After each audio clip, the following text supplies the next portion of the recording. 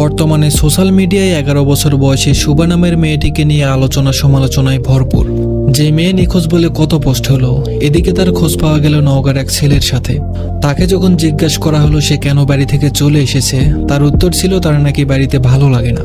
অথচ শুনলাম মেয়েটার মা নাকি ক্যান্সারের রোগী। এই তো বর্তমান পরিস্থিতি। এরপর কোনো মেয়ে বা ছেলে যদি সত্যিই নিখোঁজ হয়, আর কি কেউ খুঁজতে যাবে? সবার ধারণা একটাই হবে, হয়তো কারোর সাথে চলে গিয়েছে। যে সন্তান তার মাকে কিংবা বাবাকে হাসপাতালে রেখে অন্যদের হাত ধরে পালিয়ে যেতে পারে, মা বাবার জন্য ব্যথিত হয় না, মা বাবার সুস্থতার জন্য অস্থির হয়ে ওঠে না, সুস্থতার জন্য প্রার্থনায় মগ্ন হয় না, তাহলে বুঝতে হবে সেখানে মা বাবারও দায় রয়েছে, সুশিক্ষার ঘাটতি রয়েছে।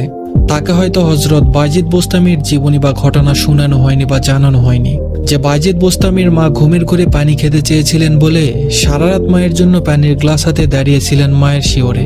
মাকে ডেকে পর্যন্ত দেননি যাতে মায়ের ঘুম নষ্ট না হয়। দাঁড়িয়েছিলেন যাতে মমতাময়ী মা পানি খেতে যাওয়ার সাথে সাথে পানি দিতে পারেন। শুভা মেয়েটি যে ঘটনা ঘটিয়েছে তার দায়ভার আমাদের সকলের, কারণ আমরা আমাদের সন্তানদের সুশিক্ষায় শিক্ষিত করতে পারি না। আমাদের উচিত সন্তানদের সুশিক্ষায় শিক্ষিত করার পাশাপাশি চোখে চোখে রাখা, যাতে এমন ঘটনার দ্বিতীয়বার রচনা না হয়। ধন্যবাদ সবাইকে।